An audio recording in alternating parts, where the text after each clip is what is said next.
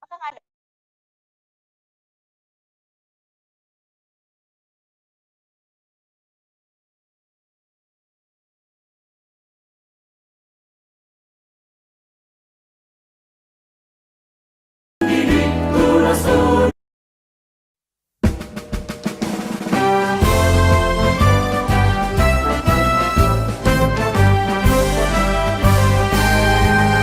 Jumlah jerap gembira.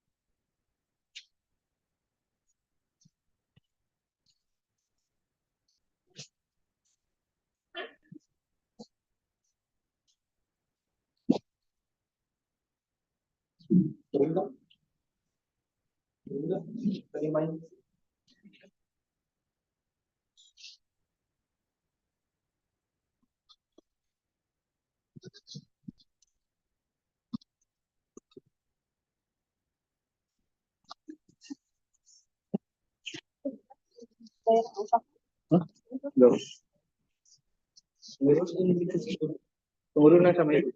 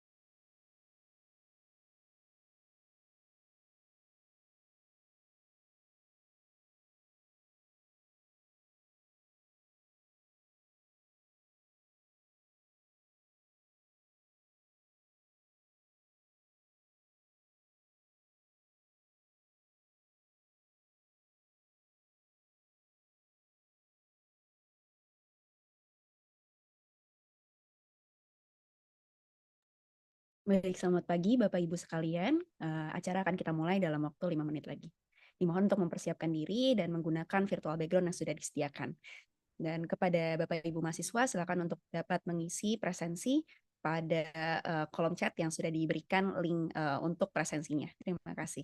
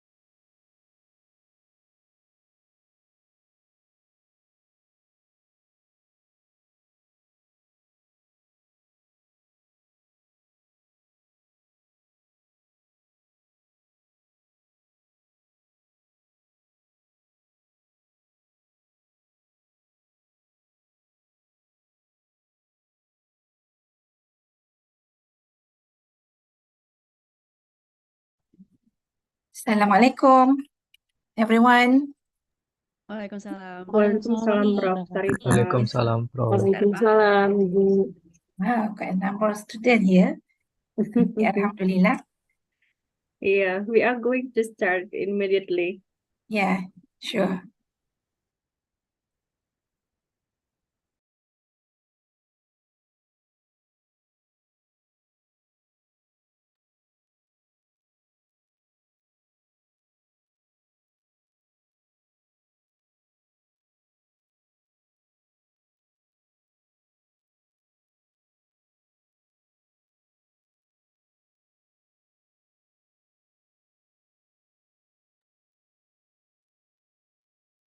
Prof. Sarifah, is there holiday in Malaysia today?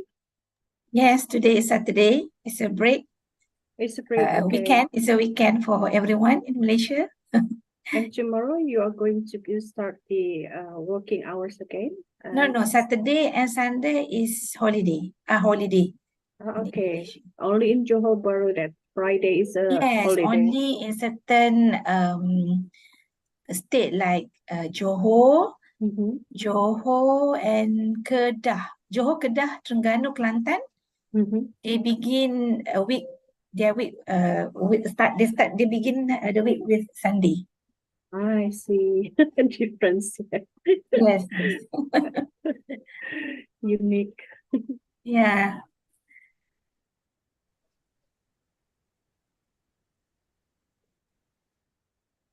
They are all masters and PhD students.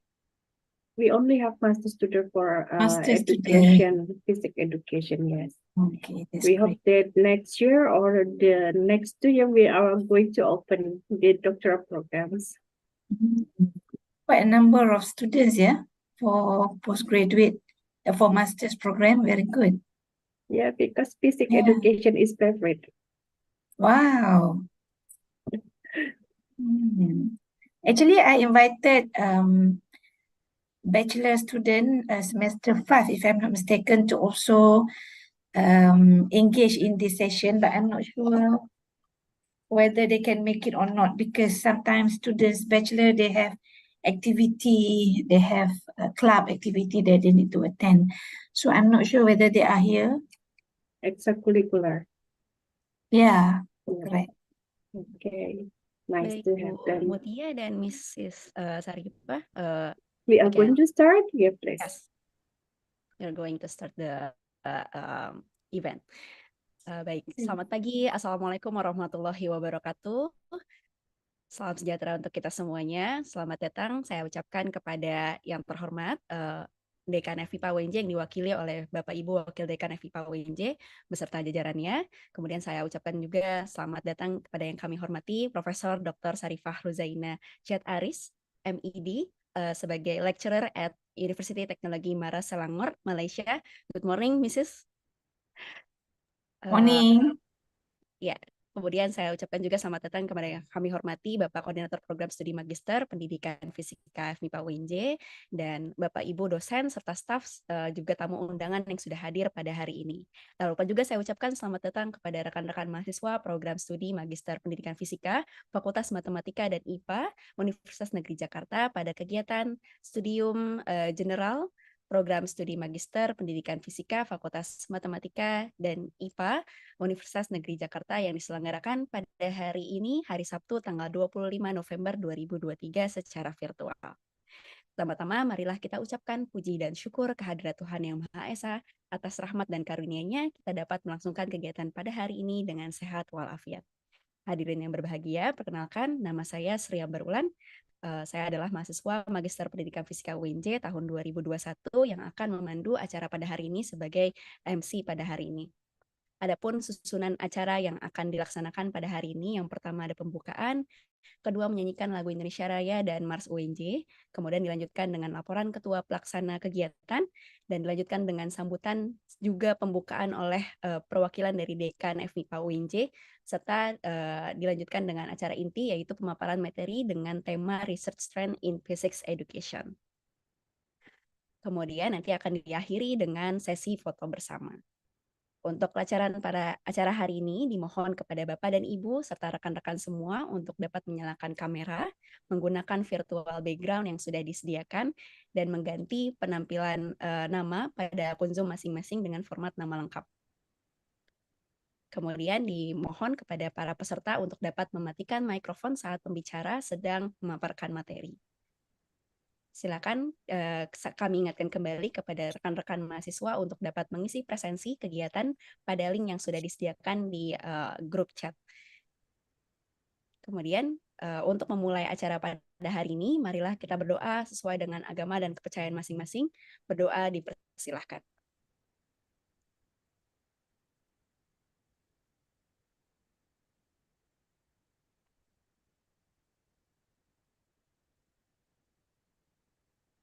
Berdoa dicukupkan, terima kasih. Selanjutnya kita akan melangsungkan menyanyikan lagu Indonesia Raya serta Mars UNJ. Hadirin dimohon untuk mempersiapkan diri.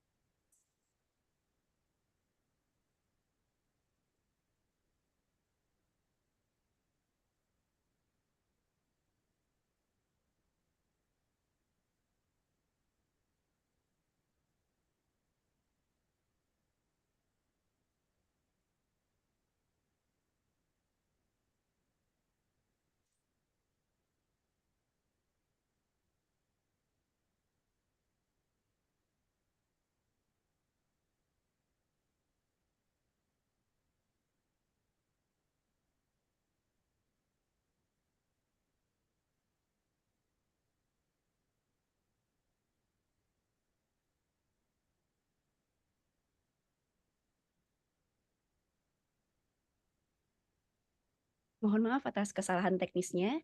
Saya akan ulangi lagi untuk penyanyian lagu Indonesia Raya.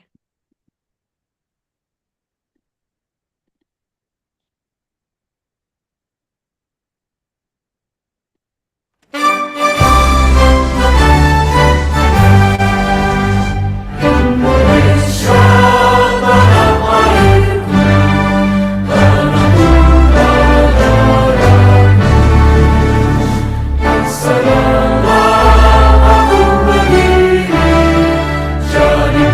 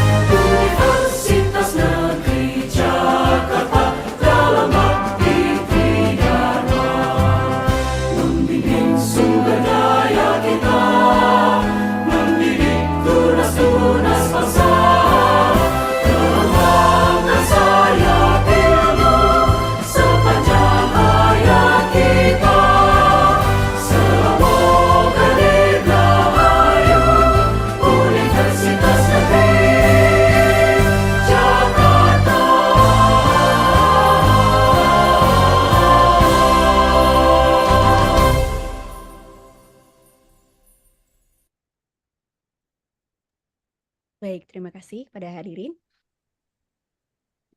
Selanjutnya, acaranya akan dilanjutkan untuk penyampaian laporan kegiatan Studium General, program studi Magister Pendidikan Fisika FMIPA UNJ yang akan disampaikan langsung oleh Ketua Pelaksana, yaitu Dr. Renat Bambang Heroiswanto. Kepada Bapak, waktu dan tempat disilakan.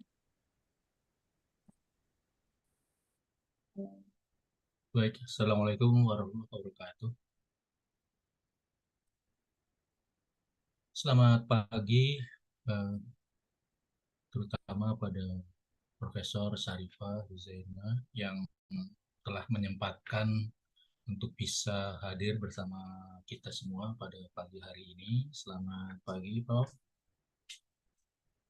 Kemudian, ya, kemudian pada Pak Dr. Esmar Budi selaku Wakil Dekan Bidang Akademik, Vice Dean in our university, especially in Faculty of Mathematics and Natural Science. Moderator Dr. Mutia Delina dan para mahasiswa dosen sekalian. Perlu kami sampaikan pada semua peserta, terutama para mahasiswa di sini, bahwa Studium General Magister Pendidikan Fisika Fakultas Matematika dan Ilmu Pengetahuan Alam Negeri Jakarta merupakan kegiatan rutin tahunan yang akan kita selenggarakan, khususnya sebetulnya untuk menyambut para mahasiswa baru, di mana mereka sangat membutuhkan atmosfer positif bagi pengembangan pengetahuan dan akademik mereka. Selain itu juga Studium General menjadi sarana atau menjadi wahana bagi para mahasiswa secara umum lainnya untuk meningkatkan wawasan dan pengetahuannya terhadap perkembangan di bidang pendidikan fisika itu sendiri. Karena itu pada kesempatan ini saya telah meminta pada Prof. Syarifah untuk bisa memberikan pengetahuan, wawasan pada para mahasiswa kami sekalian terkait dengan perkembangan riset di bidang pendidikan fisika tersebut. Dari nanti paparan dari Prof. Syarifah, siapa tahu kita akan bisa melihat arah, ya kan, arah insights dari penelitian kita di pendidikan fisika Universitas Negeri Jakarta untuk bisa ke depan berkolaborasi dengan universitas yang di mana Prof. Syarifah menjadi dekan di sana.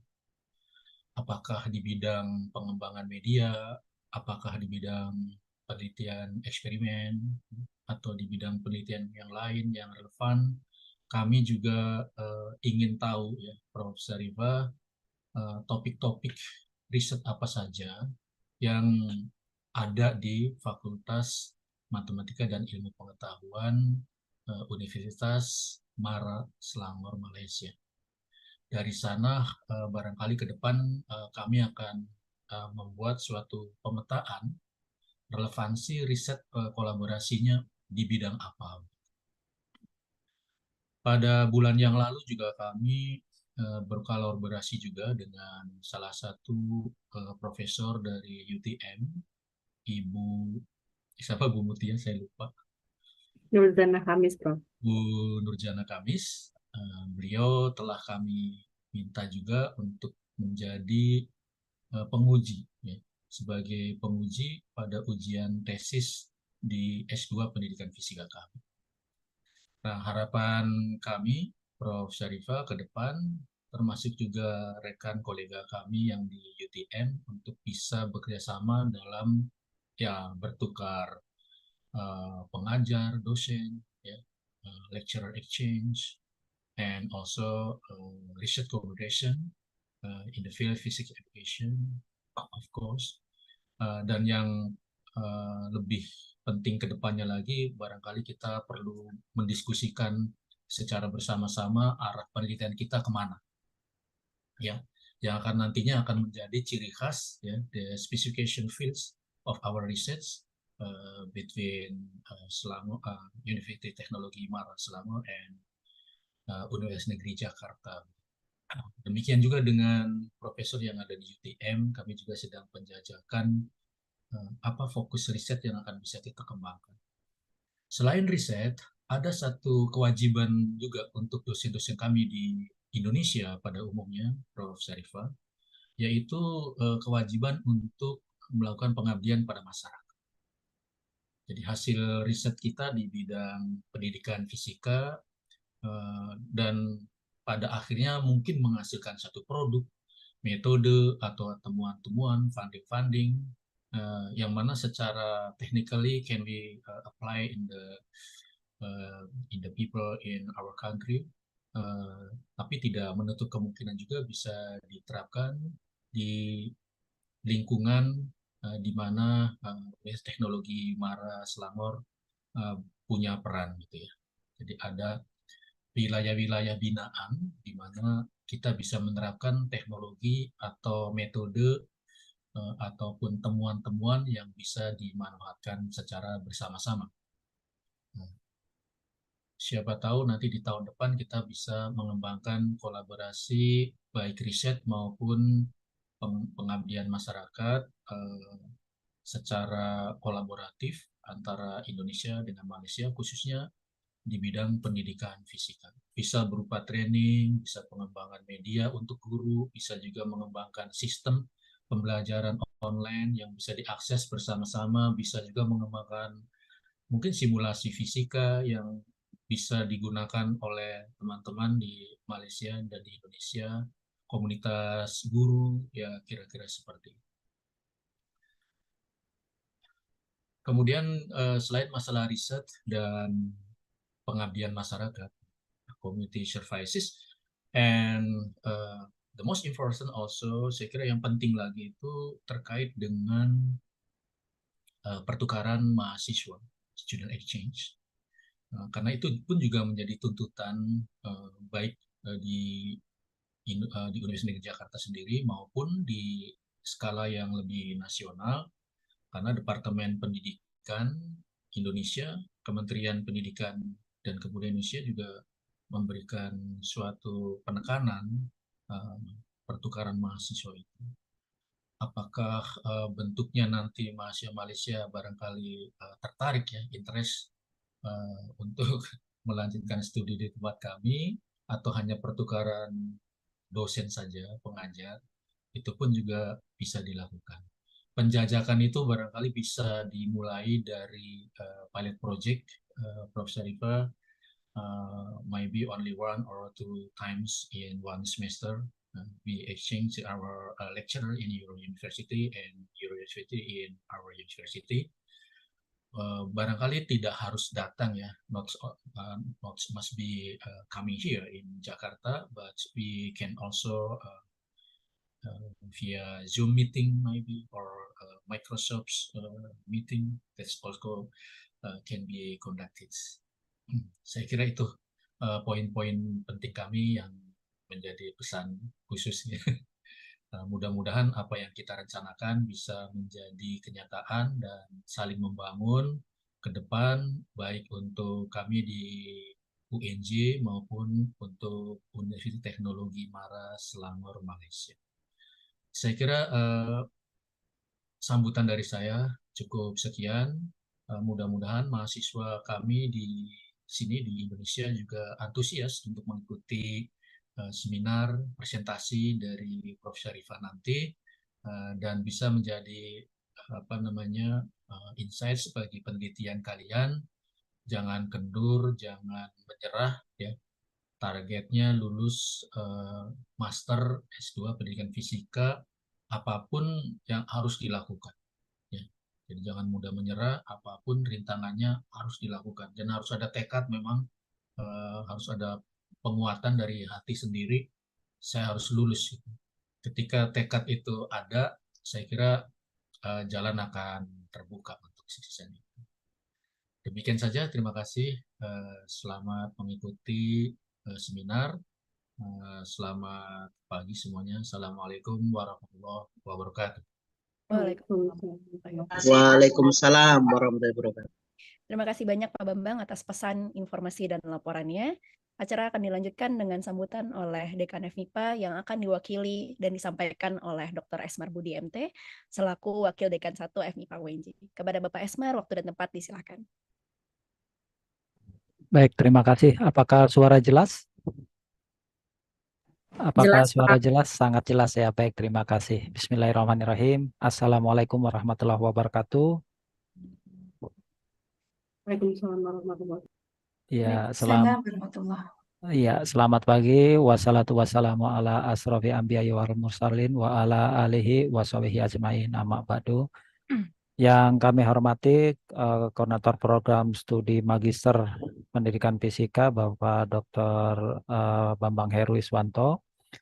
Yang kami hormati tentu narasumber our keynote speaker today in Studium Generale Magister of Physics Education yang amat berhormat Profesor Dr. Saripah Ruzaina from University Technology of Mara. Apa kabar, Prof? Sehat? Alhamdulillah sehat. Alhamdulillah. Yang kami hormati Bapak Ibu dosen, yang kami sayangi dan kami cintai seluruh mahasiswa program studi magister pendidikan fisika FMIPA Universitas Negeri Jakarta. Alhamdulillahirrabbilalamin, puji syukur kehadirat Allah Subhanahu wa Ta'ala atas rahmat, nikmat, dan karunia yang telah dicurahkan kepada kita semua hingga ke hari ini, di pagi hari ini 25 November 2023 hari Sabtu, kita masih berkenan untuk diberikan kesempatan untuk menghadiri kegiatan ataupun untuk mengikuti ataupun untuk melaksanakan kegiatan Studium General Magister of Physics Education dengan tema Research Trends in Physics Education. Tadi sempat ditanyakan ke Prof. Saripah apakah di sana libur atau tidak. Kalau di Indonesia khusus untuk program magister ini adalah justru hari kerja. Jadi hari Saturday is not holiday. Jadi hari Sabtu ini adalah hari kuliah. Jadi itu memang jadwal untuk magister pendidikan fisika gitu. Pertama-tama tentu izinkan saya menyampaikan dalam bahasa Indonesia, Prof. Saripah. Pertama-tama kami sampaikan ucapan terima kasih dan penghargaan yang setinggi-tingginya tentu kepada Prof. Dr. Saripah Ruzaina yang sudah berkenan hadir, berkenan untuk berbagi pengalaman, berbagi keterampilan, wawasan terkait dengan tren penelitian di dalam bidang ilmu pendidikan fisika. Tadi sudah banyak disampaikan oleh Pak Bambang terkait dengan penelitian-penelitian apa saja yang yang mungkin nanti bisa sharing dan bisa menjadi pelajaran bagi kami. Dan yang paling penting tentu adalah tindak lanjut. Harapannya bahwa setelah ini kita bisa melakukan kolaborasi yang lebih jauh lagi gitu. Tadi sudah disampaikan kami sudah banyak bekerja sama dengan beberapa rekan college from the Malaysia also dari UTM. Tadi sudah disampaikan Dr. Kamis ya, saya lupa lagi tadi Dr. Kamis. Kemudian juga ada Dr. Hadi ya, sebagian besar memang dari UTM ya. Jadi ini adalah tentu kolaborasi yang betul-betul terjalin dengan sangat baik selama ini antara Indonesia dengan Malaysia, khususnya Universitas Negeri Jakarta dengan kampus-kampus di Malaysia, terutama dengan University Teknologi Mara Selangor, Malaysia. Yang perlu diantisipasi tentu ke depan ini adalah memang sedang ada perubahan terkait dengan akademik di Indonesia.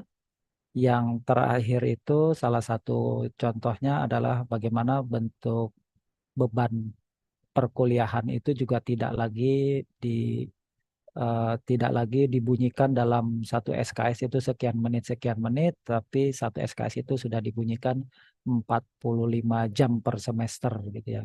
Artinya bahwa pembelajaran tersebut nanti tidak lagi mungkin dibatasi oleh dinding ruang kelas gitu ya, dinding ruang kelas.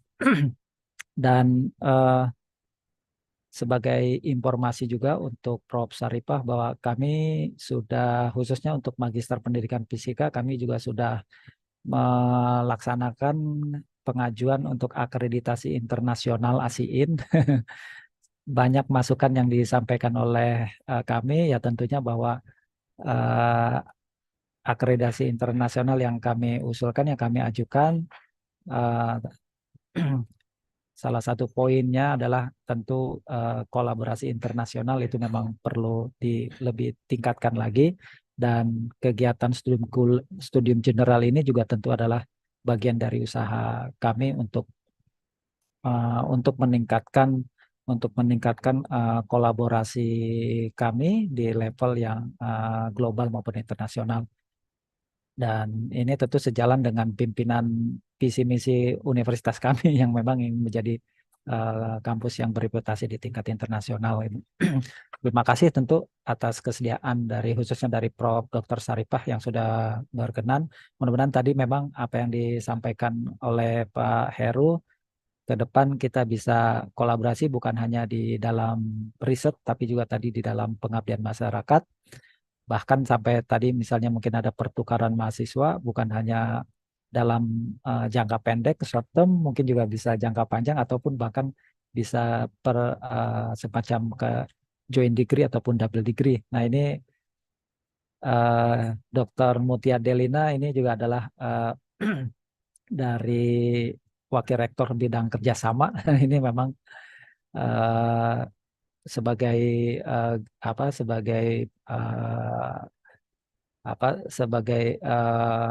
tim yang untuk menjalin kolaborasi hingga ke tingkat internasional gitu ya.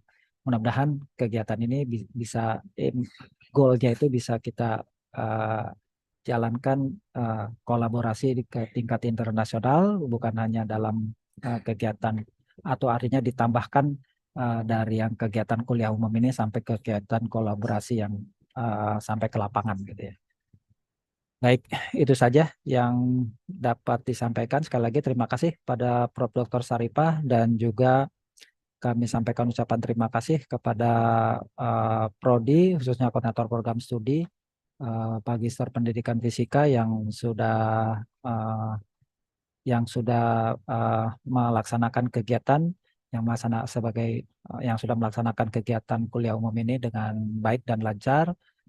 Sebelumnya mohon maaf kepada Prof. Dr. Saripah, kebetulan Ibu Dekan, our Dean itu juga ada kegiatan yang sebetulnya berbarengan dengan saya di sini, kegiatan terkait dengan persiapan instrumen untuk akreditasi otomasi. Nah ini juga mungkin sebelum saya tutup izin jadi ke depan itu ini memang untuk yang lamsama yang dibahas bahwa ke depan itu akan ada kegiatan akreditasi secara otomasi.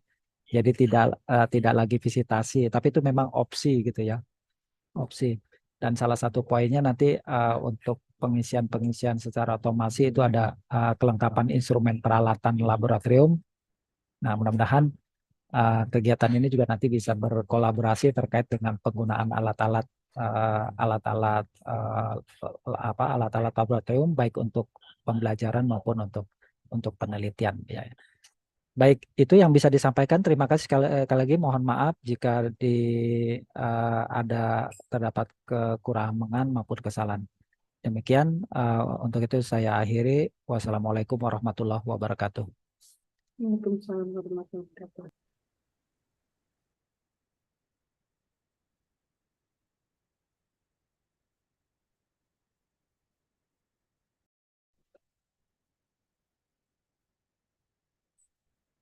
Ya, baik. Mohon maaf Pak Asmar, tadi saya sempat terlempar.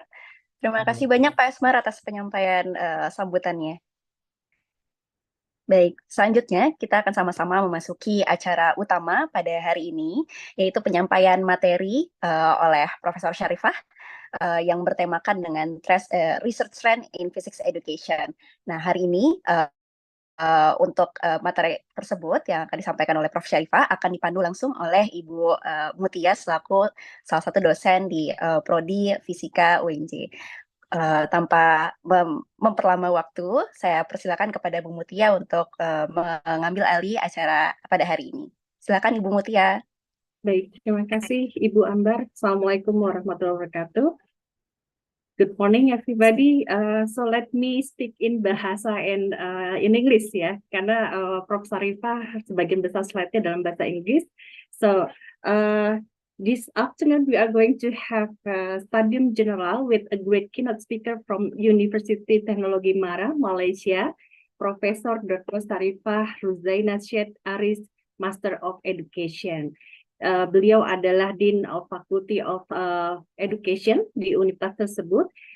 Before he start the material, I would like to share you the curriculum vitae of our keynote speaker today. Berikut ini adalah CV beliau. Profesor Dr. Syarifah Ruzaina Syed, Master of Education, Dean of Faculty of Education, University Teknologi Mara, Malaysia.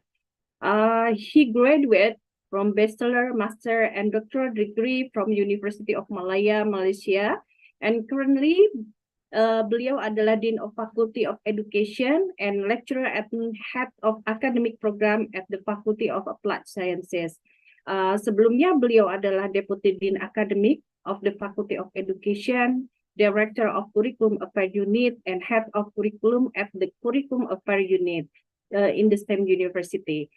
And her research interest is science education and STEM. Jadi kalau nanti ada yang misalkan berminat di bidang ini bisa nanti berkonsultasi juga dengan beliau. We hope that after this general lecture, we will have some collaboration, for example, in research, also in publication, as well as external examiner. And without any further ado, I would like to hand over the floor to Professor Syarifah. You will have 1.5 hour, so you can deliver the material for 1 hour, and after that we are going to proceed to Q&A for 30 minutes. Untuk Bapak Ibu yang ingin bertanya, please write down your question on the chat box, or you can raise your hand. Okay, Professor, the time is yours. Okay. Bismillahirrahmanirrahim. Assalamualaikum everyone. Waalaikumsalam warahmatullahi wabarakatuh. Alhamdulillah. Okay, sebelum itu izinkan saya untuk membalas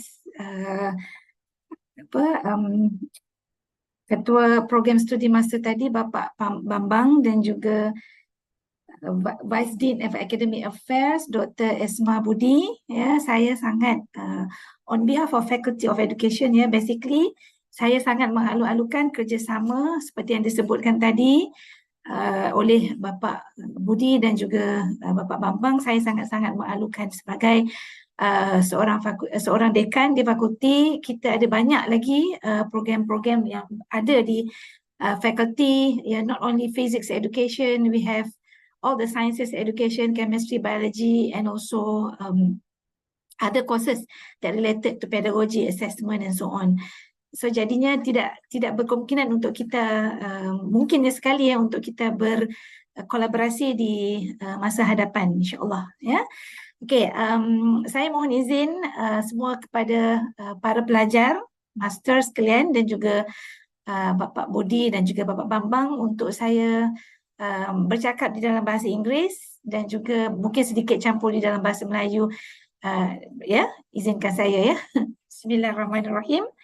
Assalamualaikum and again everyone. So today I will share my knowledge, my limited knowledge.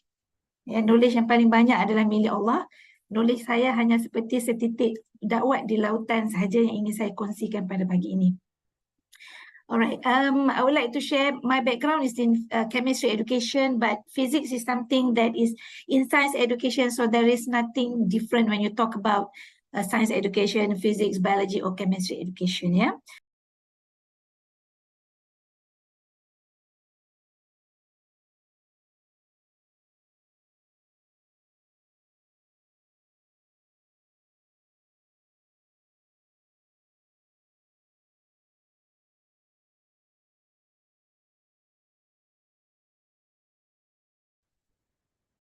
Prof. Sarifah, would you like to unmute first? Okay. This is an overall picture of what I'm going to share with everyone today. Yeah, we will begin with an introduction of what is physics education research. Yeah, and secondly, how to choose a research topic. And I will give an examples of research topic that you can embark. Yeah, and of course, when you talk about research, there's always learning theories that underpin your research. Yeah, and I'm going to share the historical context of learning theories and also learning theory that actually you can use in your physics research. Yeah, and of course, when you talk about physics, there's always a relation with STEM education, right? You know STEM education because in Malaysia, STEM education is one of an agenda that the university, that the nation need to uphold. Yeah, so I'm going to also introduce this. And of course, as a teacher, because I have Prof. Dr. Iswan, Dr. Bambang has mentioned to me that most of you are physics teachers. So I guess I would like to share also some tips so that in the future you can be a good physics teachers where you can actually connect, yeah, life, yeah, our current life, our daily life with physics concept. Because through my experience, they are like the teachers, science teachers forget, yeah. They are too enthusiastic to share their what we call that, their content, but they forget to relate with students' daily life. So this is very important so that nowadays we can see that the number of, I'm not sure about Indonesian, but in Malaysia that currently the number of students, yeah, after they finish their secondary school, when they want to further their study and the enrollment is not that good. We can see the declining enrollment in science, in STEM. So therefore, why? There must be something wrong with that. Most probably because we fail to connect the importance of physics in daily life. I think that is the important part. And the other thing is that I would like to share with everyone what you can create, yeah, physics experiment with a low cost that you can use in your classroom, yeah. And in the end, I will share list of journals that you can go and visit, which is not limited to, yeah.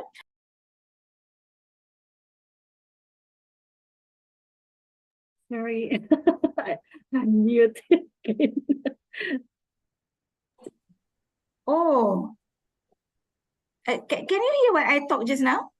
Yeah, it's good now. Oh, each time when you click, then mine will be mute. Okay, Oh, I'm not sure. Okay. next slide. Okay, so next slide. Yeah.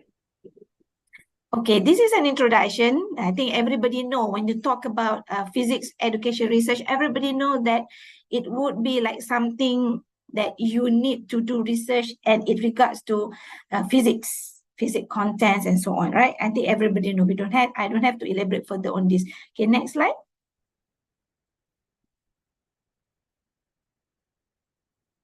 Okay. Now, so this is the framework that I would like to share with everyone. Yeah.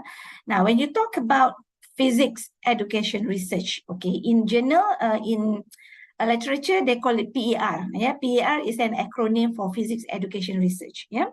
Now, we cannot run away from physics curriculum. Yeah, physics teachers, because when you go to schools, you have to abide, you have to follow curriculum, physics curriculum, isn't it? Right? Okay, then you have to study what are the curriculum in schools. Yeah, you have to understand in terms of the content and what are the skills that you need students to have in the, after you have share this what we call that, the curriculum. And then when you talk about physics curriculum, you need to know what are their contextual understanding. Do the physics students need mathematical proficiency for them to proceed in physics, yeah, or they need to have scientific inquiry and experimental skill, or they need to have critical skills, problem solving skills, technical skills, and also computational skills, etc. So these are all physics curriculum, yeah, the assessment, yeah, and so on, right? But then you can, when you go further up on the second level of this framework, you can see that, yes, the content, yeah, what are the content, the depth of the content, okay, when you teach at schools, maybe different level, yeah, year 1, standard 1, I'm not sure what you call it in Indonesian, sorry, maybe standard 1, standard 2, or maybe sekolah atas, sekolah menengah atas, is it, Dr. Mutia? Sekolah menengah atas 1, 2, and so on, just before they leave schools, then there's the depth of the physics become deeper, isn't it? The content of the physics become deeper, right?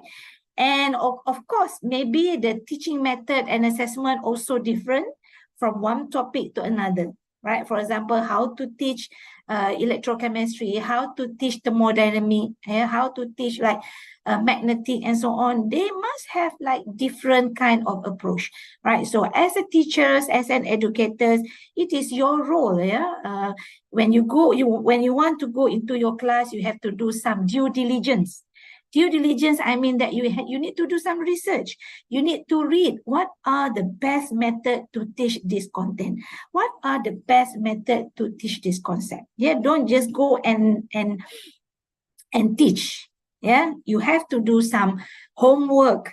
You have to do what we call that, you have to do, homework, due diligence on how to teach and what are the best assessment to assess students, So these are the role of physics teachers. Every teachers in the world, they have to do this, And then you also need to think of like the access and equity. As an educators, physics educators, science educators, in our classroom, there are many different abilities, students with different abilities, right? Yeah, we have good one, we have medium, and we have not so good students, right? So how we ensure that whatever we deliver, the method that we use, equity. Equity meaning to say that everybody with different ability, different background has an opportunity to learn. That is what it means by equity. And now with the technology integration, sometimes we can say that what we call that COVID-19, that has been struck us in 2019, 2020, 2021. That is sometimes we can call it as a blessing in disguise, because without what we have experienced, maybe we don't know how to do this virtual meeting like what we are using now. Maybe you don't know like how to use Kahoot, how to use all the technology tools, how to do video and so on. There is like I said, there's a blessing in disguise when we have been COVID distraction that day. And another important thing is that collaborative learning. Now, while I'm explaining this framework, I hope you teachers, physics teachers, your masters students, you can actually open up your mind. Oh, this is something that I would like to do. Before I introduce topic and so on, right? Now, your coordinator, Dr. Bambang, and also Dr. Esma Budi has also mentioned on this, what we call this community service in Indonesia. Yes, pengabdian masyarakat, right? Same goes in other universities in Malaysia, because this is part and parcel of, and this is actually a syarat for students to graduate. You have to involve in collaborative learning. You have to serve community. You have to serve society with the what we call that, with the kepakaran, with the experts that you have as a students, right? So this is very important as well. And in Malaysia, we call it SULAM, or Service Learning Malaysia for Society. So that is an acronym for pengabdian masyarakat in Malaysia. Okay. All right. Let's continue to next slide. Now, when you talk about research, when you talk about what you want to do in your research, in your postgraduate master's program, so I'm sure the first thing that you ask is how to choose a research topic. Some of you, I'm sure you are cracking your head on what kind of topic that I want to do, isn't it? Right? Yes. Now, so you have to ask yourself, what are you interested in? Right? What is your interest? What do you think there's a gap when you go to school, when you as a teacher, or even when you as bachelor degree that time? What are the concept that you think that is so difficult for you to understand, even if, let's say, your lecturers like keep repeating, but you cannot understand? Maybe the way the lecturers approach, the teaching approach, and so on, right? Okay, the first step is to identify your own interest. This is very important because your interest make you passionate about the discipline. So what are the topics that you are curious about, that you enjoy reading, yet that you enjoy discussing? Yeah, and maybe you have personal experience like what I've mentioned just now, because maybe that topic, although you are majoring in physics education, but that topic is very difficult or very important for you, but you can, why is it difficult? Right? So maybe that is for your own experience. And then you can just write down a list of possible ideas, yeah, keywords that relate to your interests. Yeah, maybe, right? Maybe for, sorry if I keep saying some things that like thermodynamic. Thermodynamic is one of the content in physics, right? Okay, so maybe thermodynamic is actually one of the hard concept, difficult concept, isn't it? Yes. All right, so maybe from your experience, then you think, how can I come up with a method that can help students to learn better? So maybe that can be one of your topic. Yeah. All right, then you start thinking of, okay, maybe first misconception. You know what is misconception? That is alternative conception. Yeah, or there's a lot of interchangeable word for that. Yeah. Now, so maybe misconception. So what are the common misconception in thermodynamic, for example? And what are the keywords? In thermodynamic, for example, you have other content.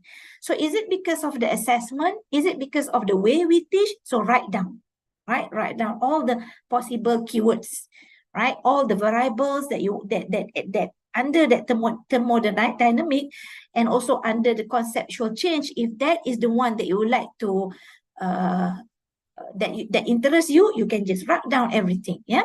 All right. Then review the existing literature. Literature is very important. Yeah. As a master student, I think 100 is minimum journal that you need to read. 100 minimum. Yeah. Okay. Like for example, like bachelor degree, I ask my student, as 50 is the minimum. Right?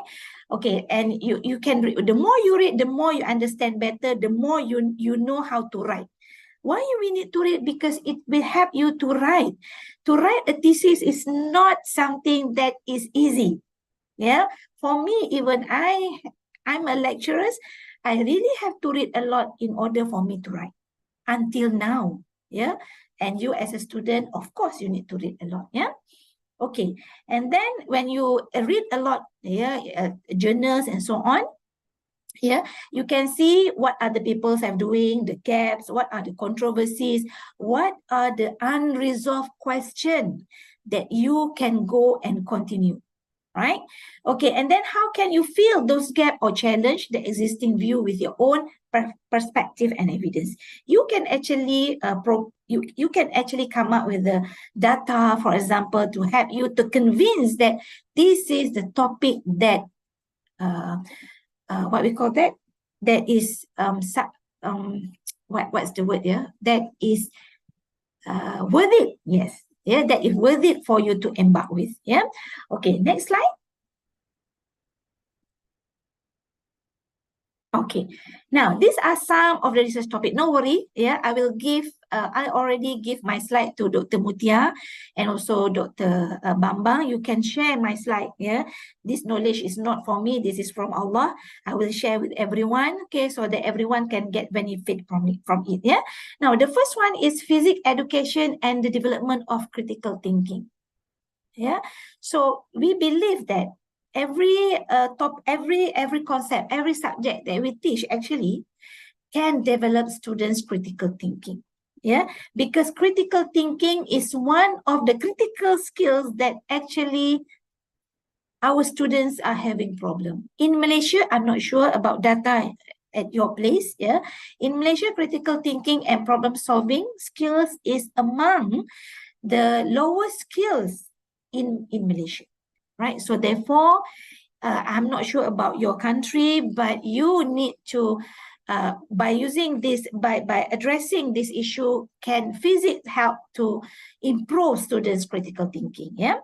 Okay. Second is understanding conceptual challenge. Yeah, because I have mentioned just now the importance of misconception, because there's a lot of misconception around our students. Even we ourselves sometimes we have misconception, right? So therefore, it is also some topic that is also important that you can embark with.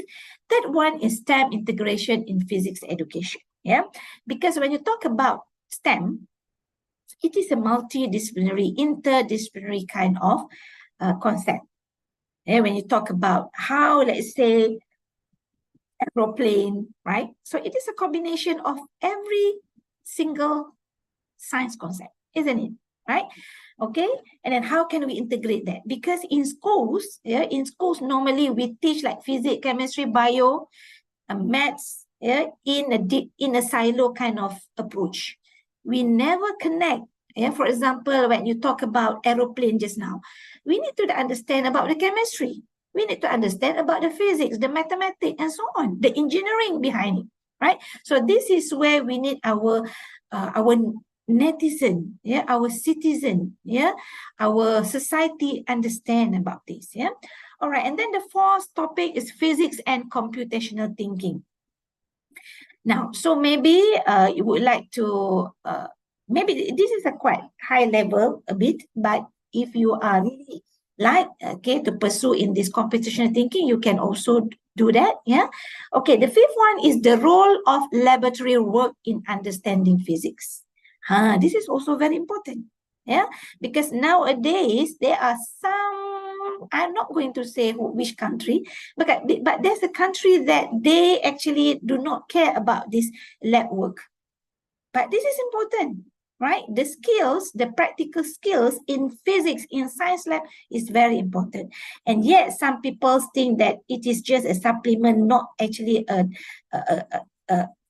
essential part in the learning process in understand physics context, So this is another thing that you can go into. Okay, next slide.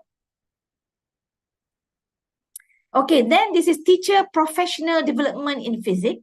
If you want to study the professional development of a physics teachers, also can, how this can help your professional development as a physics teachers, And then gender and physics. Actually, I don't really like when you want to study on this gender, but this is in the trend now. I just write it down, but I don't encourage my students to do research in gender.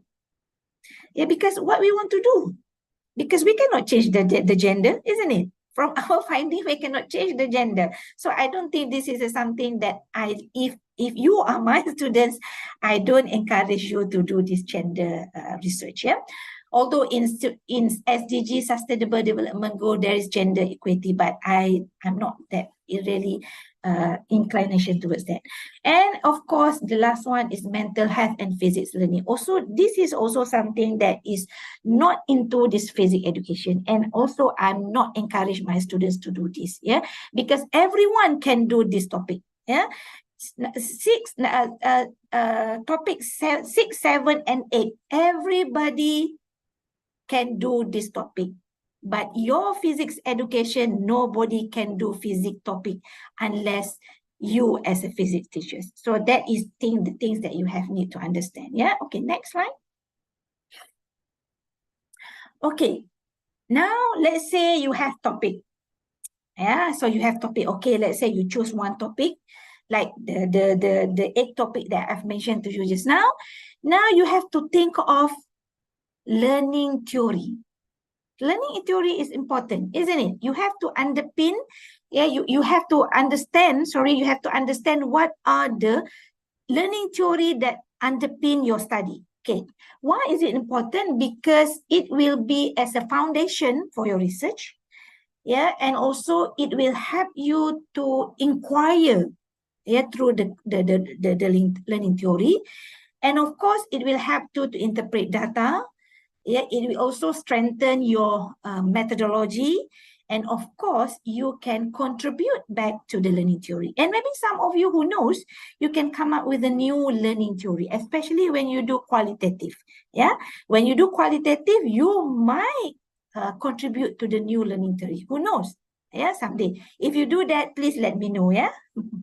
All right, next slide. All right. And also learning theory can help to guide, yeah, the intervention, especially when you do like experimental kind of thing, yeah.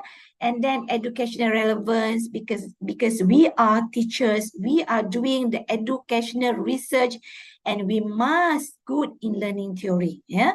And then it also can help to predict, yeah. Theories can provide predictive power about how changes in teaching method or learning environment might affect the outcome, yeah. And you can relate, yeah, whatever you're finding with the theory that you have discussed in usually we discuss this in chapter 2. Yeah. Okay, next slide.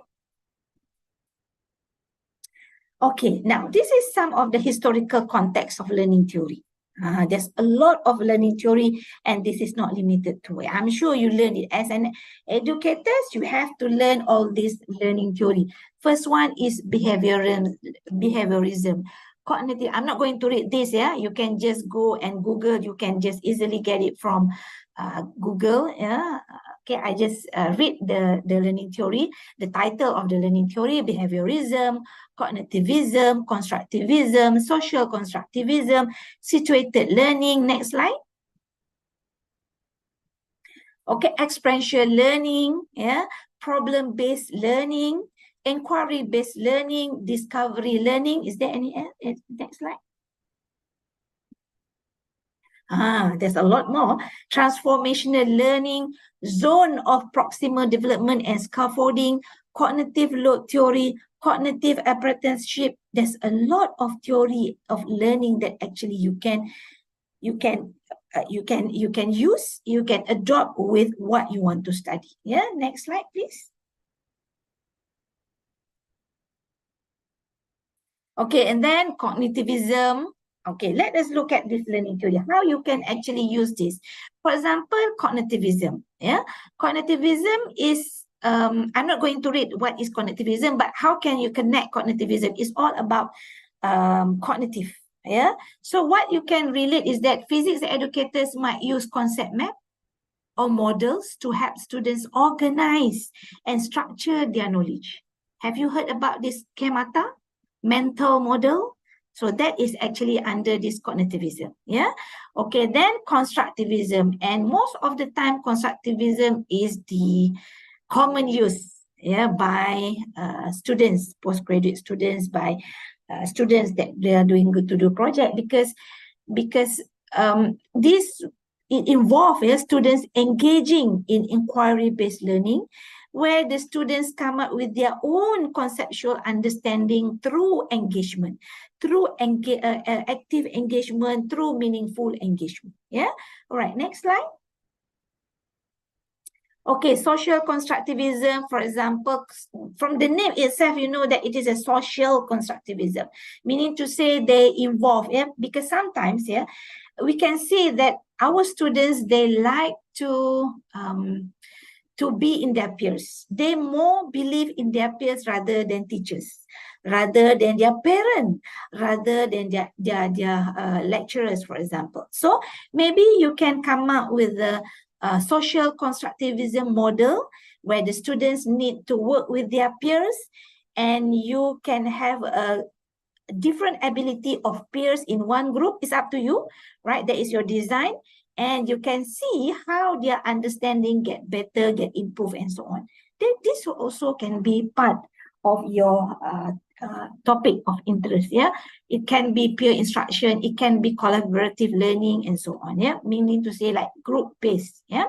And then experiential learning, this is also very important. Like, for example, you want to go into this pengabdian masyarakat. You wanted to know that, for example, how these students, when they go to masyarakat, they contribute to their content.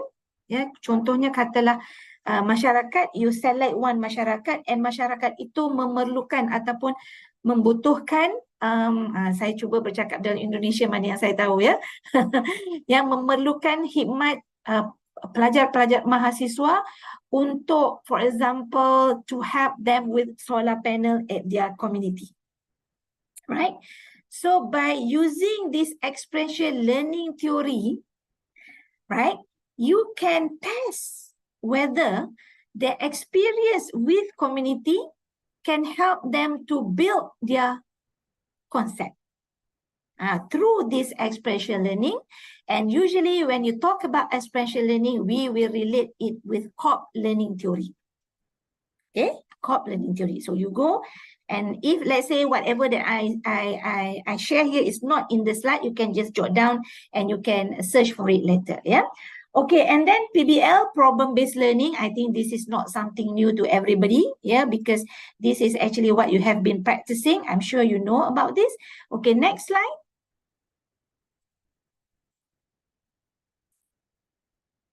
Okay, inquiry-based learning also, I'm sure this is not something that is new to you. Discovery learning also, and what else? Next slide. Transformational learning, I'm not going to read everything, Zone proximal development and scaffolding. How did you scaffold your students, help your students to develop their understanding, their skills maybe? There's a lot for you to read based on this learning theory. Next slide. Okay, now, just now I have, let's say, share with everyone on this learning theory. Right, so let's say you have this topic already. Now you choose what are the suitable learning theory that you can use in your research. But sometimes not, some students, they use more than one learning theory, right? Maybe they choose like experiential learning and constructive learning. But you have to justify why you need to use two. Why only one theory learning is not enough? You have to justify. Maybe because you say that there's a lacking in this context, then when you blend the two learning and you can have better understanding on what you're going to study. You have to justify, Okay, now research design in physics education research. Know how to decide. Okay, now after you have, you have decided on the topic, but to tell the truth that usually topic, when you talk about title, when you talk about title, you can have a topic. This is a working title, because usually towards the end, baru you finalize your topic. But the context, the variable is very important. Now, let's say you still like unsure about your topic, but you have very clear about variables that you want to study. All the parameters, independent variable, dependent variable, and so on. Maybe some of you like to have this mediating, moderating variables, and so on. It's up to you. Then you start to think of what are the design. What are the research design, right? So how to decide? The first one is you have to have specific research question first before you decide on the research design. Now, when I ask students to write their proposal, there are three things that I will, 3 or 4 things. Okay, first one is they must have clear research question, right? And where did this research question come from? This research question came from problem statement. Problem statement is where you derive your research question. That's why when I check my students' proposal, I will check what is your research question and whether whatever you have in research question also exists, also discussed in your problem statement, right? And then whatever your research question, then I'll start to mapping. What is your research design for each research question? So that is the alignment, right? And then I look into your, what is your conceptual framework, theoretical framework. But that one can be improved. Conceptual framework, theoretical framework can be improved. But this research question and research design, you must be really good and really understand before you do other parts, before you refine other parts, especially chapter 2. Chapter 2 is very important, yeah, but you must take time to write it, and also to come up with a good research question and good research design, but you can improve anytime on your chapter 2, yeah? Okay, now the context of the study, the availability of the subject. Subject here means that your participants and so on, yeah, and the nature of the phenomena being investigated. Yeah, okay, next slide. Let's look at what are the types of research design. Next slide, please. Okay, the first one, descriptive studies. Yeah, descriptive studies. Yeah, usually you use survey, observation, right? Okay, correlational studies, research. This is among the, you can look into the relationship between different variables and how many is your variables. It depends on, when you talk about variables, you have to understand how many variables, then you can connect with what kind of analysis that you want to do, isn't it? Right? Okay, next. Experimental studies, usually science, yeah, maths. This is usually, I also, during my PhD, I did quasi-experimental studies. But when you talk about experimental design, quasi-experimental design, there's a lot of extraneous variable that you need to hold, yeah, because it depends on how the intervention, and we are play around with the human factor here.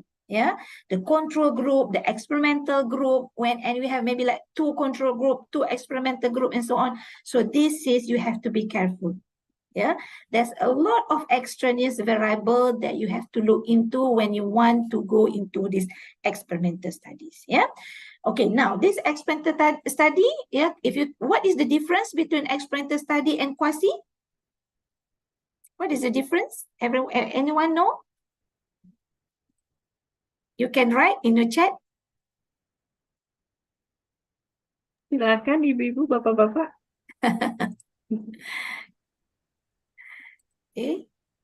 Kelihatannya malu-malu, Prof. Malu-malu, ya? Okay, never mind. All right. So meaning to say, if you cannot randomly, yeah, assess randomly, what we call that, in a random, if the random assignment is not possible, you have to choose quasi-experimental. Yeah, but if the random is possible, the best is to use experimental, a true experimental design. Yeah, quasi if the random assignment is not possible. But don't worry. Yeah, you can just go ahead, but you have to very careful on the extraneous variable. Okay, the next slide, please.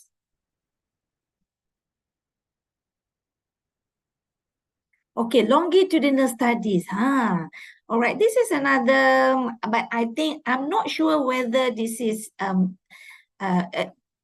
easy for you to do, because you have only like 2 years or 1 year. What is your study duration? 2 years. You only have 2 years. Sometimes it is difficult for you to do these longitudinal studies.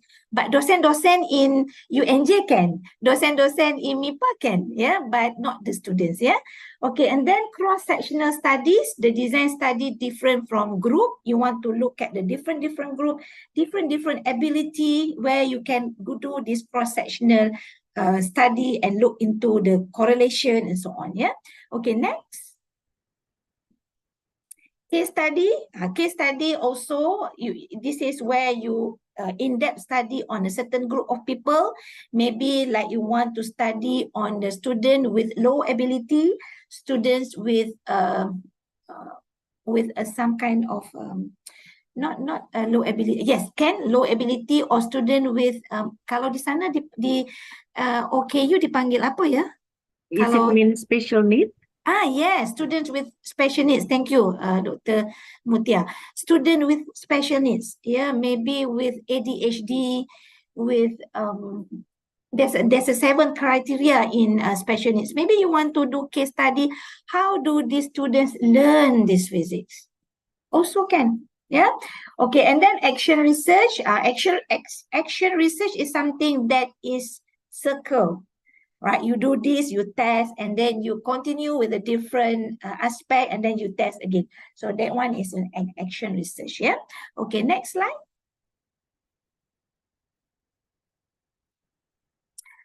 This is another one, grounded theory. But usually grounded theory is for PhD.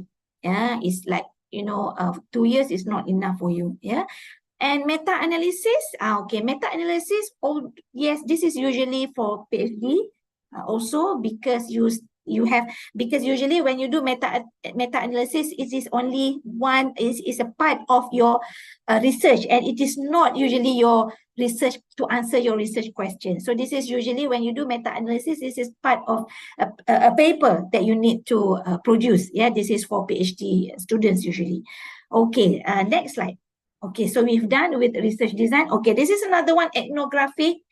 Yeah, ethnographic, where you have to study of the people, let's say native people. Yeah, like in Malaysia, we have orang asli. Yeah, in Malaysia, that is really an agenda. Yeah, at Malaysia, where we need to help these people. Yeah, and we use these ethnographic studies. We learn on their nature, we learn on their culture, and how, let's say, the physics can connect with their nature, culture, and so on. Yeah. Okay, and then the last one is mixed method research. Of course, this is a combination of qualitative and quantitative. Now you have to read it, because when we talk about mixed method of research, there's a lot of like understanding about this. Yes, some people said that you have a 50-50 mix, quali and quanti. Some people said like 70-30 and so on. So what you have to do is that you need to read paper. You need to read, for example, like Creswell, Hare. Yeah, that is an author with a research method, good books for research method, Hare and Creswell. So let the expert guide you, and you so that you can cite why you use that 50-50, 70-30, and so on. Right? Read that book. Yeah. Okay. Next. Now, okay. So you have seen some of the topics that I have highlighted. Okay, then research design. What are the possible research design? What are the possible learning theory of learning? Now, let's say you wanted to embark in this STEM education. Yeah, because remember that physics is also part of STEM education. Now, how can you integrate physics in STEM education? Now, so let's say you want to study on the physics and technology. Yeah, because this is an examples of, let's say, maybe if, let's say, renewable energy project is part of the content. Yeah, so you can use this project to study on, to research on how students understand about this renewable energy. Okay, by using this approach, yeah, can the student understand or not? Can they have better understanding on renewable energy or not? Yeah, and then physics engineering. Yeah, you can see that maybe the bridge building, the robotic. So you can give your students project and look into how they understand on this, like what we call that, the fundamental forces, and maybe on the fundamental mechanic and electronic. You can do project as also, yeah, with your students. Yeah. Okay, then next slide. Okay, physics and mathematics.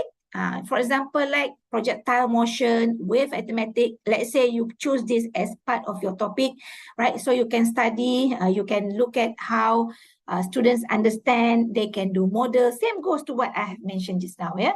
And also same goes to physics in science, like astronomy, environmental science. What are the aspects of important, like greenhouse, energy transfer, atmospheric dynamic? Because this is important also when you talk about environmental science, yeah, because nowadays people, the common sense of our young generation, I'm sorry to say, maybe it's not at your country, but other part of the country, we can see that nowadays there is no common sense among our young generation, especially in environmental science common sense.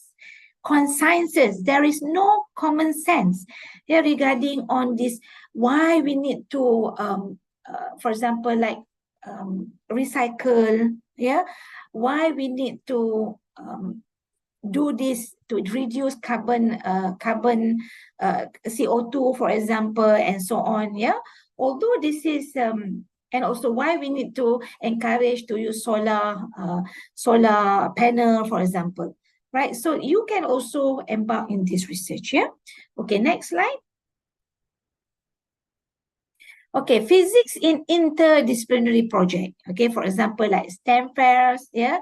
For example, you can ask students to look at how they build, yeah, rocket, for example, yeah, how they connect, yeah, all the physics element, the mathematics and engineering to build that rocket and launch them, for example, right? You can test, yeah, you can test, yeah, understanding, and you can do that also as part of your research project, yeah. Okay, coding and physics simulation. So maybe I'm not sure whether you have learned on this coding, computational physics, and so on. I'm not sure, but you also can do this. And physics in applied problem solving, medical physics, for example, this is maybe too high for a master student, but you can actually, yeah, maybe the docent, you can actually get involved with medical lecturers, for example, to do this kind of research, medical physics, yeah. And also sports and physics, yeah, sports such as the biomechanics of movement, yeah, enhance understanding of human psychology and engineering. For example, when we swimming, why there is a certain angle, certain degree, yeah, of the your hand, for example, so that you can swim faster. That is mechanic. That is what we call that biomechanic, right? Which is also in physics, isn't it? Right? Okay.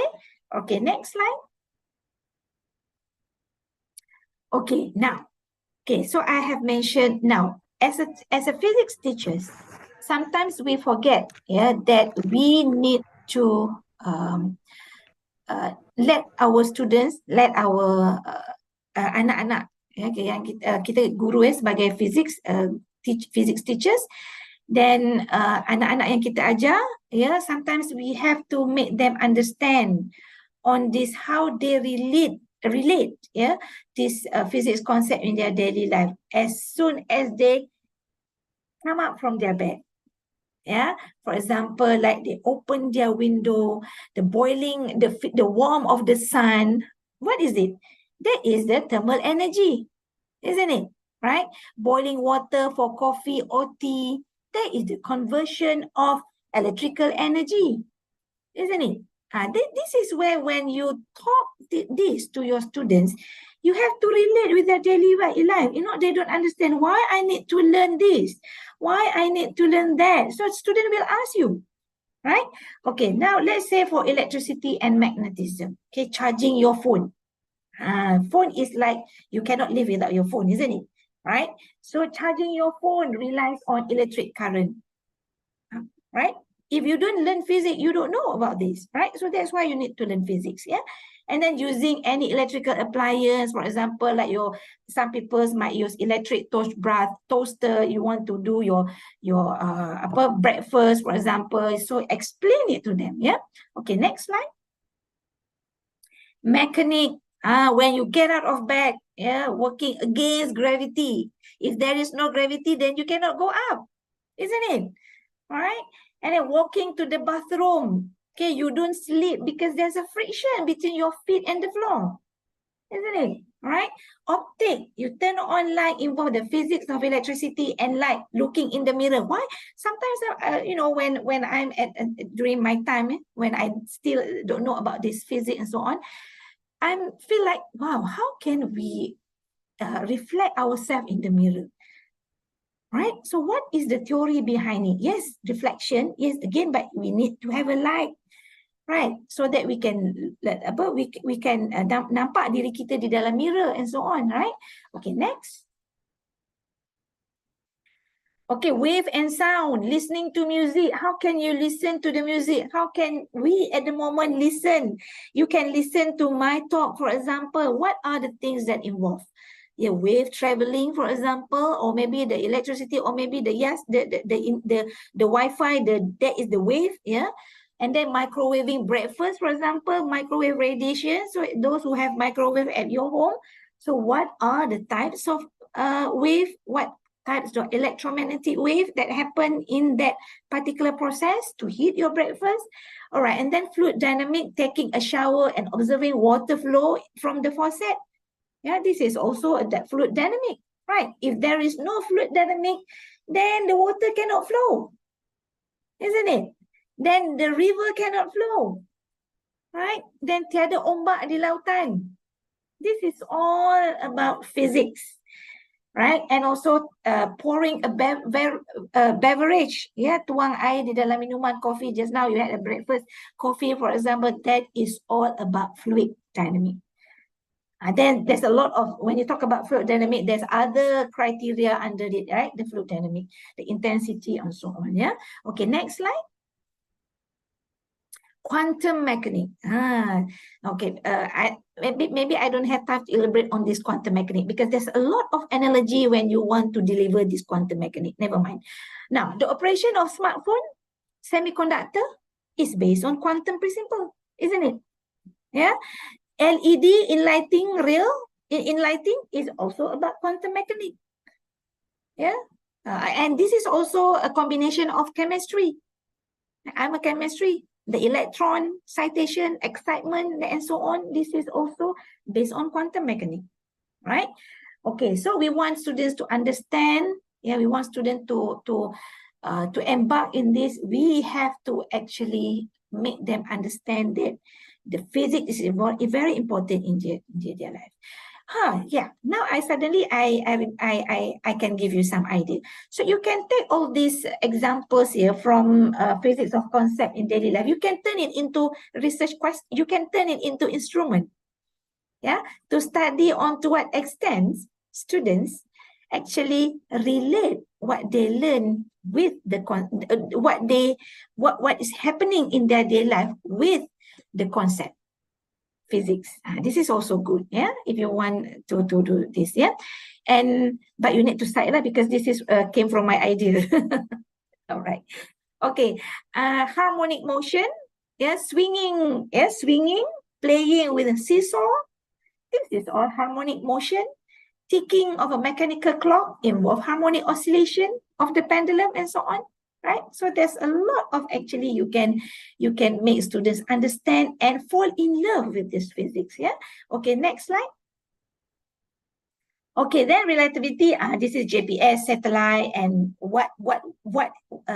whatever we have now, yeah?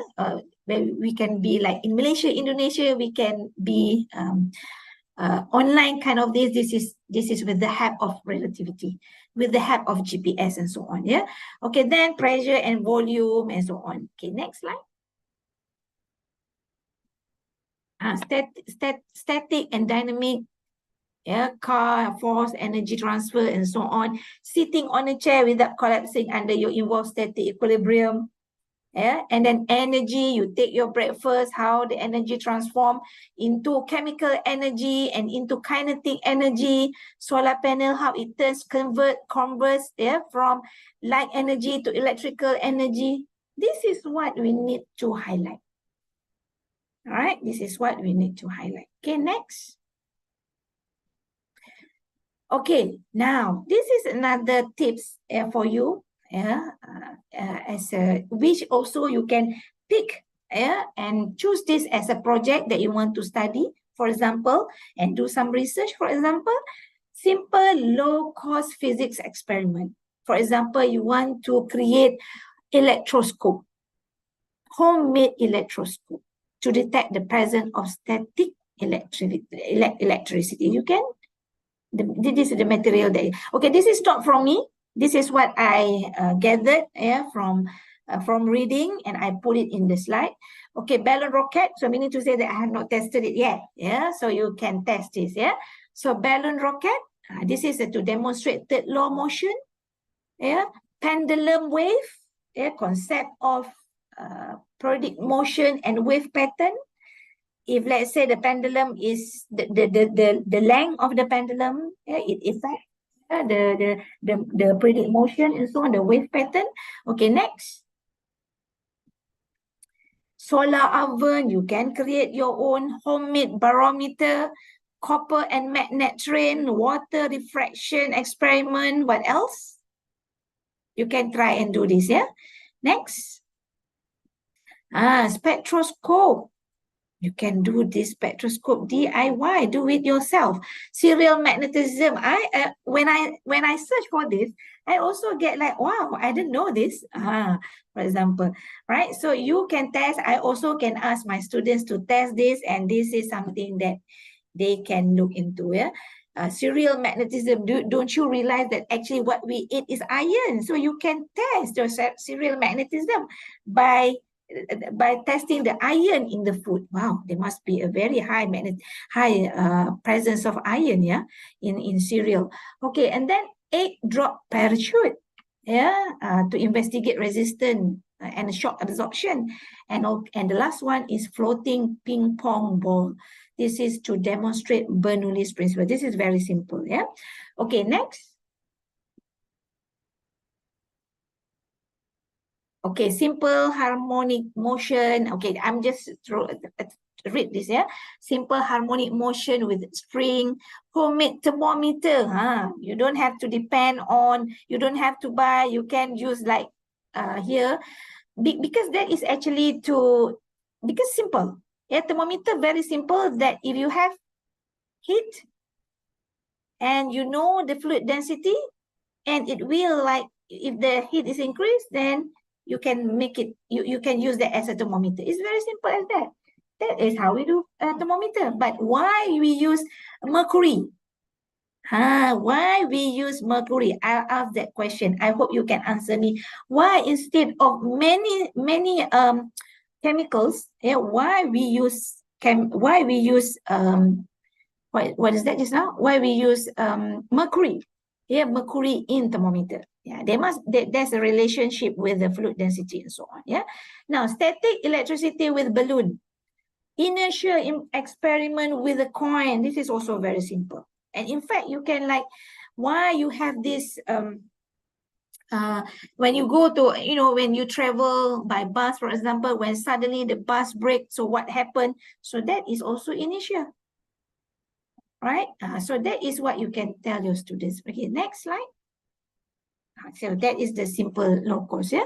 Now, so this is the list of journals, yeah, that you can go and visit, but this is not limited to, yeah. There's a lot of journals in physics education that you can go into and look at it. Yeah.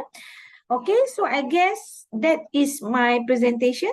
Is it, Dr. Mutia? There is no other slide, right? Yes. Just almost on time.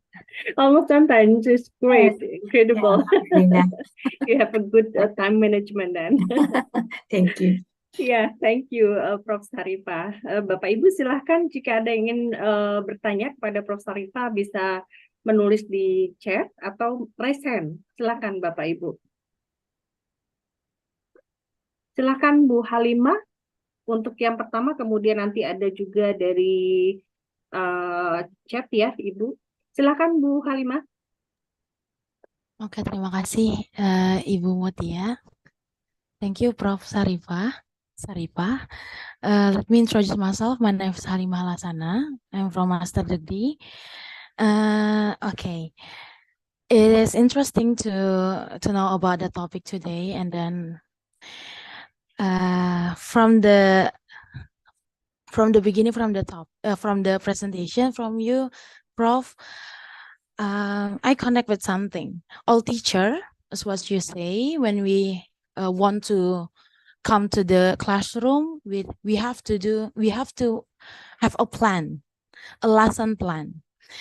But in Indonesia, how rude we are if we implement the same lesson plan to every class. We know that every class has a different competences of the students, has a different the different behavior of the student, but we implementation a same lesson plan. After that one, I researched about the lesson plan, and then I got about the lesson study. Lesson study with my limited knowledge is some plan to the teacher. It was like plan, do, and see. There was a revision to the lesson plan every learning.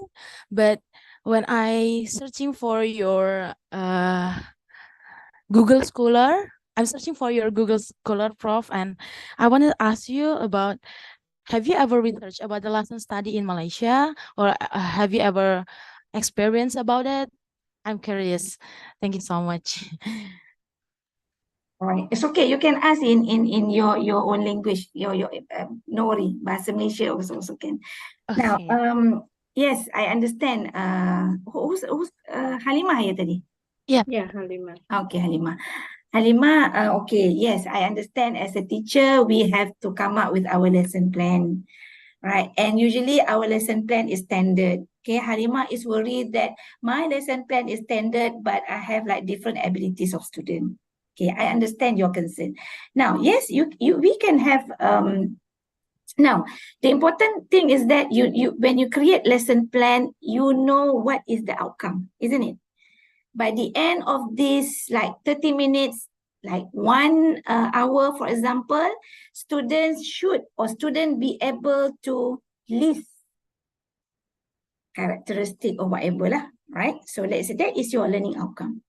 Yeah, that is your learning outcome, and you have resources. Yeah, that is stick, sama. Yeah, sama. Yeah, tetapi when you want to approach, yeah, you can have different approach. Yeah, you have to be what we call that, creative enough to come up with a lesson plan, same lesson plan but different approach, because approach is creativity. And I agree with you that different ability of students need a totally different approach. You cannot teach students, A student, same approach with D student, cannot. And if you teach the same approach, student eventually they will walk away and they will like, lebih jauh lagi daripada pembelajaran. Right? So as a teacher, the approach is depend on you. The creativity depend on you, right? Okay.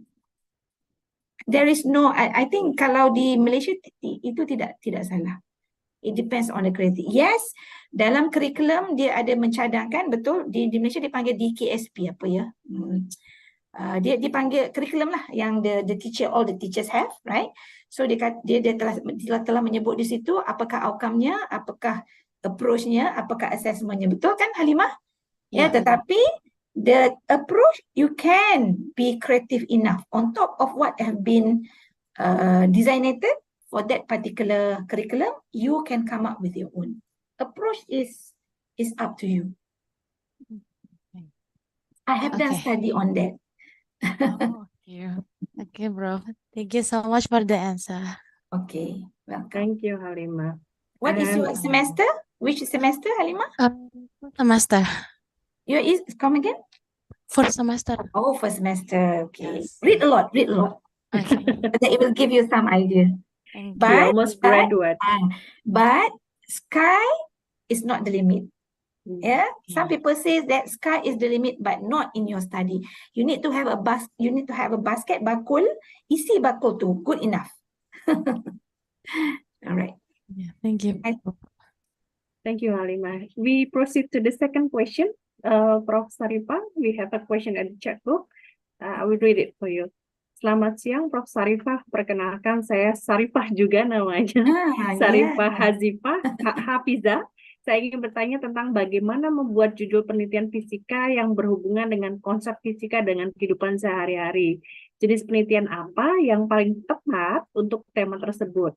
Variabel seperti apa yang harus saya ukur? Terima kasih, Prof. Mungkin Sarifah bisa di spotlight, silahkan teman-teman panitia, sehingga langsung Ya, bisa silakan. berinteraksi Yes, dengan Prof. ya, Sarifah betul. ya. Ya, saya juga berpandangan sedemikian. Silakan. Sarifah masih ada di sini, mungkin bisa menjawab. Tadi saya namanya kelihatan. Baik, Prof. Okey. Silakan. Mohon di spotlight ya, teman-teman. Silakan. Iya, Prof. Seperti yang sudah disampaikan oleh Dr. Delina yang tadi pertanyaannya, Prof. Ya, research in concept. Okey, macam mana? Sekejap ya. Saya sekali lagi membacanya. Judul penelitian is title of research kan Title of berhubung dengan research, konsep physics. Okay, konsep fizik dalam kehidupan. So, tadi saya ada memberikan contoh-contoh banyak berkenaan dengan how can you relate. Soalnya sekarang, apakah yang ingin dikaji? Contoh katalah, kita ingin mengkaji bagaimana konsep konsep apa tadi yang saya sebut tadi? Konsep contohnya konsep Electrodynamics. apa dia? Electrodynamics, maybe. Electrodynamic. Yep. Or magnetics. Okay. Let's say you nak kaji konsep physics, whatever lah katalah magnetism ya. Okay, jadi apakah dia, and then you nak tahu apa? Adakah you nak tahu, you want to study on whether when you do when you design, yes, okay, macam ni. First one, maybe conceptual understanding on that concept. First, that one you can study. Alright, so meaning to say that maybe you can create one teaching model, right? And then you can see from the teaching model whether it can improve students' conceptual. That is conceptual change. Itu pertama. Right, so the model can be anything. The model can be, for example, like collaborative group, or maybe you want to use flipped classroom, or maybe you want to use lab as part of teaching that you hope it will help students understanding better in that concept. Boleh? So the variable can be dia punya students' achievement, can be students' skill, practical skills dalam lab, contohnya. Right? And maybe the other one is maybe another thing is that I have not mentioned it here, maybe on the different higher order thinking skills. Belum taksonomi semuanya tahu kan? So adakah dengan kaedah itu boleh membantu pelajar increase their higher order thinking skill? Oh, I didn't mention this ya. This is lagi satu. Maksudnya Sharifah boleh design soalan achievement test ya untuk melihat test soalan-soalan yang berbeza daripada lower order thinking skill sehingga higher order thinking skill, dan melihat sama ada approach yang digunakan, contoh, boleh meningkatkan level of understanding pelajar daripada lower order ke higher order. Itu juga bagus. Kan? Okay, baik, Prof. Thank you, Prof. Saya harap saya menjawab ya soalannya. Ya. Thank you, Prof. Okay, Alhamdulillah. Terima kasih, double Sarifah jadinya ya. Terima Baik, kasih. silahkan teman-teman. Apakah ada yang ingin langsung memberikan pertanyaan kepada Prof. Sarifah? Silakan.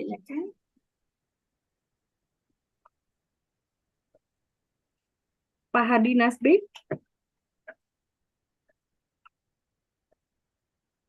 Halo Pak Hadi. Rugi kalau tidak bertanya soalan. Silakan.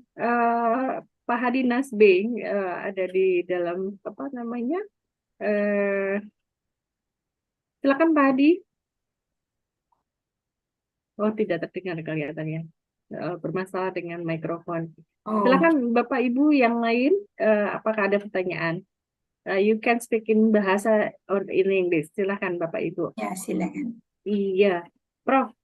Kira-kira when we can say that our research is possible to do, reliable. This Yes, one is reliable. yes, This one is yes. not. What is the parameter? What is the parameter Yeah. again? What is the syaratnya apa gitu? Untuk membuat research. What we can decide that this one is can be done, this one is cannot be done. Oh, I think I have give tips just now that you need like I say, sky is not the limit. And then when you create research questions, it must be doable.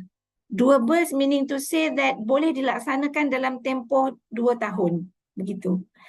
And I'm sure you have a good supervisor that can help you to guide you on, okay, ini cukup untuk master's level, and oh, this is already up to PhD level, this is only saya rasa saya tidak boleh nak menjawabnya, tetapi doable, ya, doable. The important is that the doable to be conducted within the time frame. And tidak as depth as PhD, ya, sebab kadang-kadang ada supervisor yang terlalu enthusiastic, ya, dan sehingga menyebabkan pelajar buat sehingga PhD level. But if the pelajar really good, you can like convert the masters into PhD. It can be done. Ya, it can be done. So ini terserah kepada dosen-dosen sekalian untuk menilaikan levelnya, dan I'm sure you have your own standards. Graduate studies might assist you on the depth of the researchnya. Yeah. Okay, thank you, Prof. Yeah. Ada pertanyaan lain, teman-teman? Silahkan. Dari Bapak Ibu dosen mungkin ada Bu Widya, Pak Firmano, Pak Mada Astra, Pak Bambang Heru, Pak Esmar Budi. Kami persilahkan.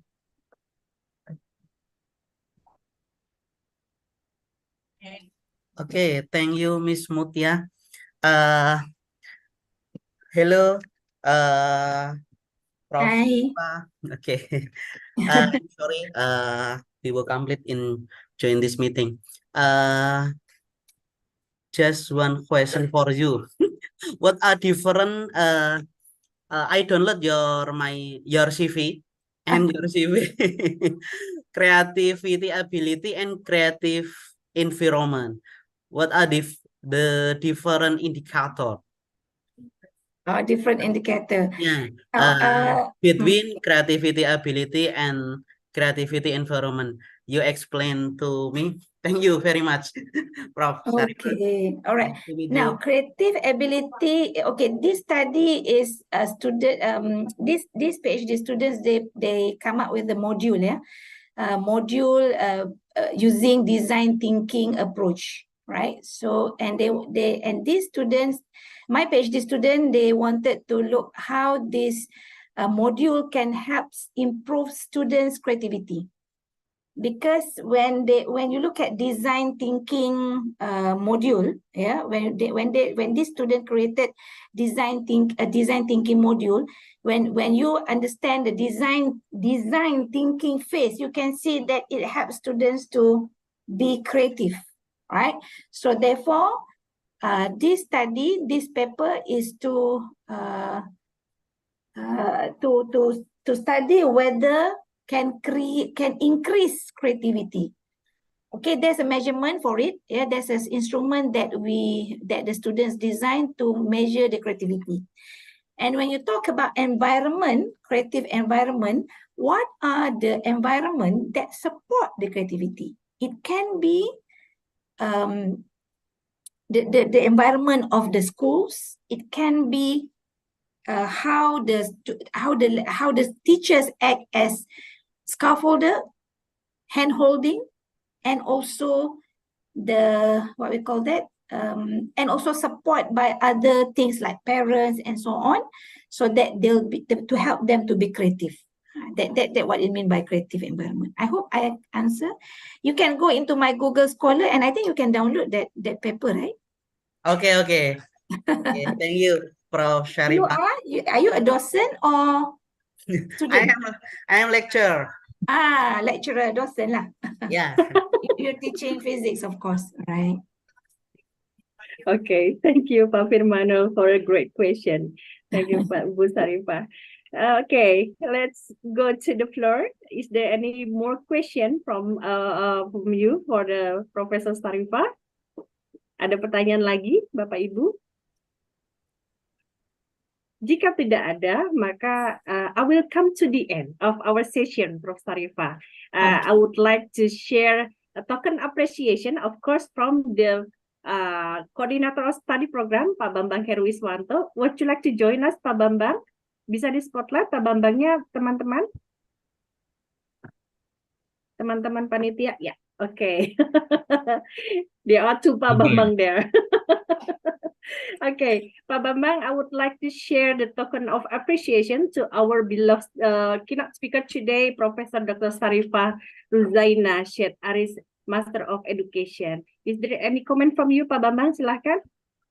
Ya, Prof. Sarifah, kami mengucapkan banyak terima kasih ya atas partisipasi sebagai keynote speaker pada hari ini.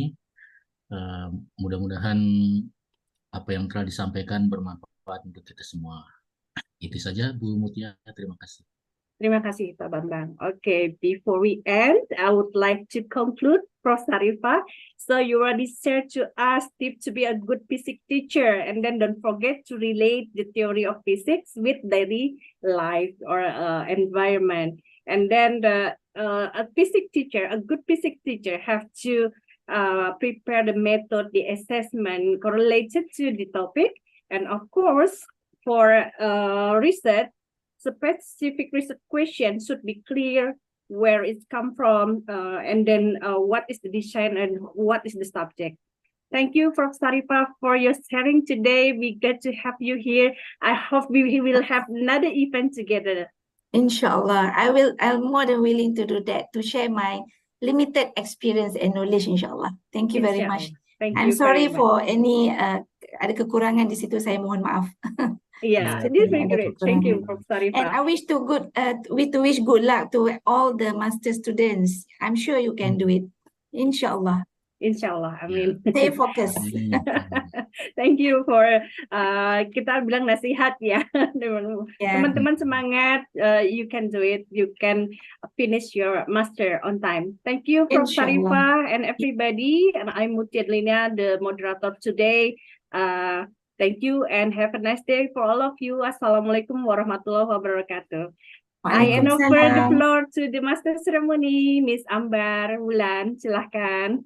Iya, thank you Bu Mutia sudah memandu acara pada hari ini, khususnya untuk pemaparan materi dari Prof. Sarifah. Thank you for Mrs. Sarifah for your presentation. I hope it will be inspiration for us and much of information will be enhance our knowledge for our research to do our research. Thank you, Mrs. Sarifah. Mrs. Sarifah. I'm sorry for mistaken. Okay, No, next we will to take some documentations with Mrs. Sarifah and Bu Mutia. To all participants, please open your camera and gunakan virtual background yang sudah disediakan. Kepada seluruh partisipan dimohon untuk menyalakan kamera karena kita akan mengambil beberapa dokumentasi untuk acara pada hari ini.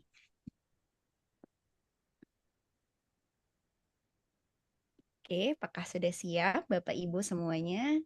Dipersilakan untuk menyiapkan diri. Oke, karena ada satu slide. Iya, cuma ada satu slide, jadi saya akan ambil dokumentasi sebanyak 2 kali ya. Baik, saya akan hitung 1, 2, 3. Sekali lagi, berikan senyum terbaik. 1, 2, 3. Baik, terima kasih semuanya, Bapak Ibu mahasiswa, Bapak Ibu dosen, serta staf, dan narasumber spesial kita hari ini, Prof. Sarifah. I would like to ask your permission would you give your presentation to us for us to do Refer to.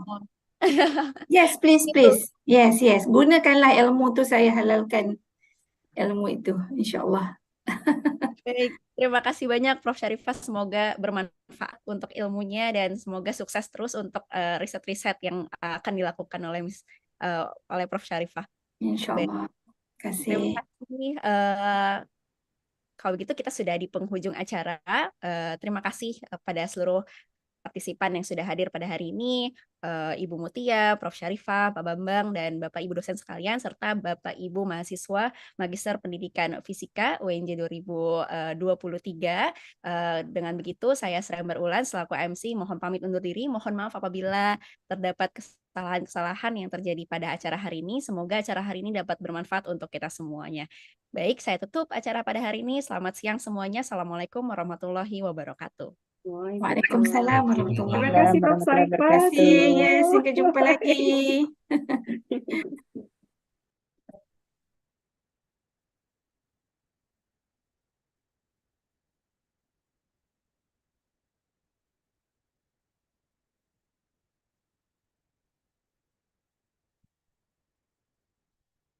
Ya, terima kasih Bu Mutia ya sudah mandu acara sampai selesai. Selamat siang semuanya. Izin live ya. Baik, Pak. Terima kasih. Saya izin Oke, live. Assalamualaikum. Waalaikumsalam.